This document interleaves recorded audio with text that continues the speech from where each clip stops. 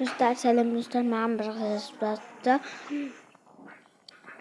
Sözün sını dikin әріпке жашы, пожалуйста, деп жазған.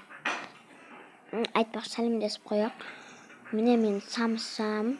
Енді бастайық самсаны. С әріпі бірінші.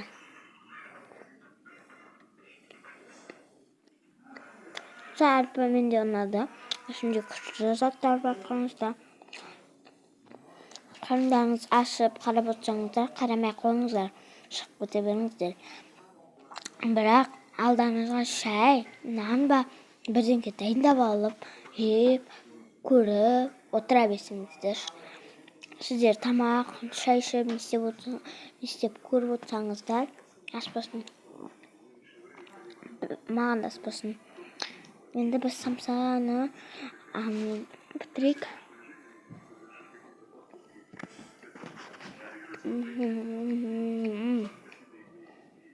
Önümün жасаймын деп едім, önüm айтты. Жасамаймын, мен тамақты тауыса алмаймын, жартысын тастап кетемін деп айтты. Қой, өзім жасағам дедім. Бізде нар күнеше, менде натура деген сук таптым. Есіңіздер ма? Бұрында баклажкаға бір сосканы құйып қойып, ішіп отыратын едік, сок қойып. Бізде бұрында сөйткен. Білесіздер де сөйтпеген болса, достарына айтпақшы, менің қолымнан жасалған. Мен жасадым.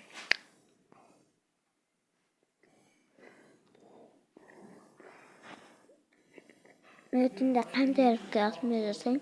Сонда қамтарық жазып кетіңіздер, лайк басып, подписаться етіп, ұмытпаңыздар.